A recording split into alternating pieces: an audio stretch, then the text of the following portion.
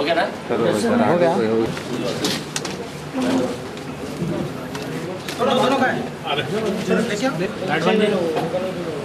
भाई क्या मान चलो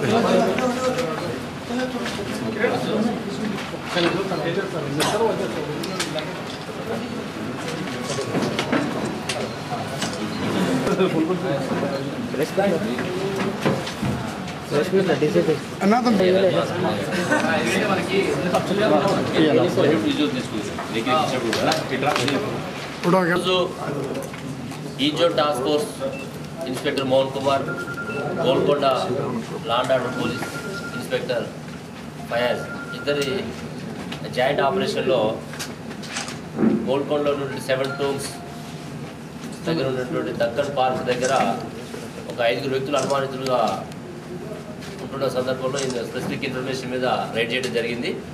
వీళ్ళు అదుపులోకి తీసుకున్న తర్వాత తెలిసిన విషయం ఏంటంటే ఇందులో 2 నైజీరియన్స్ ఉన్నారని, 3 లోకల్ హైదరాబాద్కి సంబంధించిన వాళ్ళు, బెంగళూరు సంబంధించిన వాళ్ళు అని చెప్పి తెలిసింది.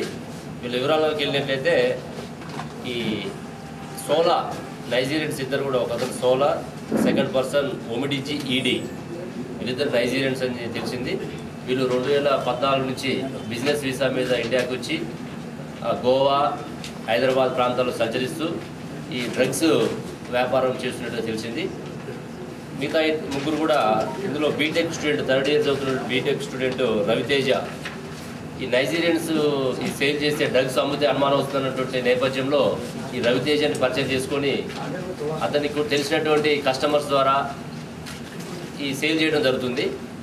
అదే క్రమంలో ఈరోజు గోల్కొండ 7 టూమ్స్ దగ్గరికి 2 కస్టమర్స్ ఖాజా ఫైజల్ షరీఫ్ మరియు మొహిత్. ఈ ఫైజల్ షరీఫ్ బెంగళూరులో బిజినెస్ చేస్తుంటాడు.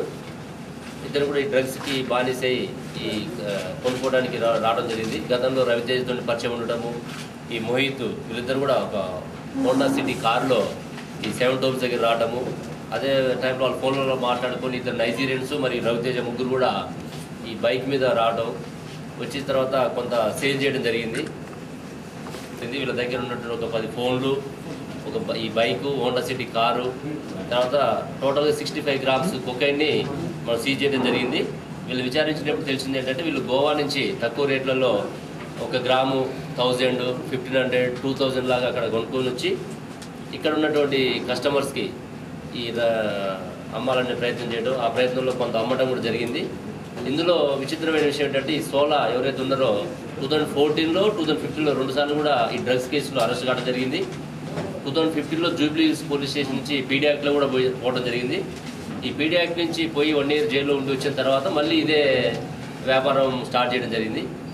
ఇతను ఏంటంటే ఈ సోలా ఆల్రెడీ పోలీసుల యొక్క వాచ్ నా మీద ఉందని చెప్పేసి ఈ ఈడీ సెకండ్ పర్సన్ని పరిచయం చేసుకోవటము నైజీరియన్ని, అతని ద్వారా గోవా నుంచి ఆయన పంపించి పాత పరిచయాలతో ఇతను అక్కడ పంపించి అక్కడి నుంచి తెప్పించి ఇక్కడ లోకల్గా ఉన్నటువంటి స్టూడెంట్స్ కానీ ఇంకా అదర్ కస్టమర్స్కి అమ్మాలనే ప్రయత్నంతో రవితేజని ఎంగేజ్ చేసుకోవడం జరిగింది.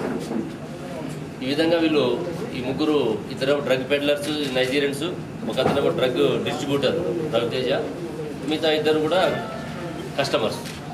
ఈ విధంగా వీళ్ళని అదుపులోకి తీసుకోవడం జరిగింది.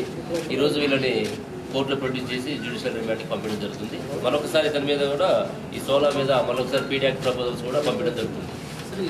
రిపీటెడ్గా చేసే వాళ్ళ మీద మనం వాచ్ పెడుతున్నాం, కేసులు రిజిస్టర్ చేస్తున్నాం. రిపీటెడ్ చేసే వాళ్ళ మీద పీడీ యాక్ట్లో ఇప్పటివరకు మనం దాదాపు 10 మెంబర్స్ నైజీరియన్స్ మీద మనం పీడీ యాక్ట్ పెట్టడం జరిగింది ఓన్లీ డ్రగ్స్ కేసులలో.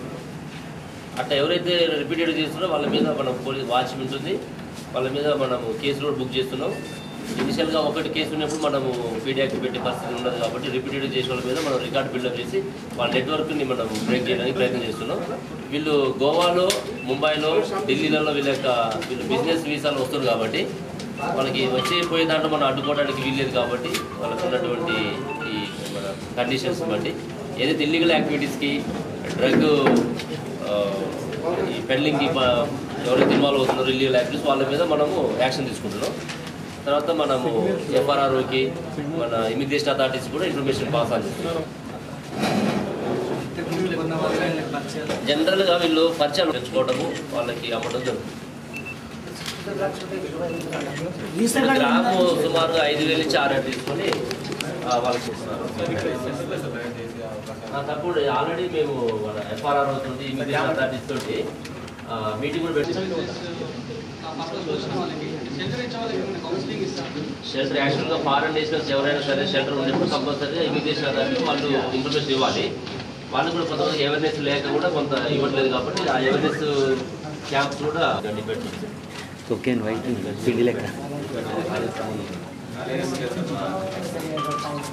ఓకేనా ఉర్దూ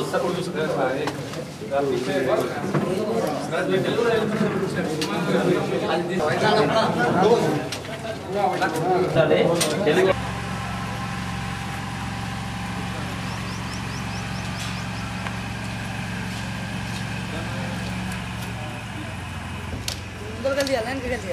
ఎక్కడ కాకుండా పెట్టిరు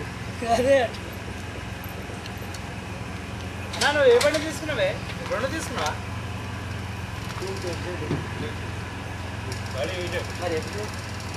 ये 2 गाड़ियाँ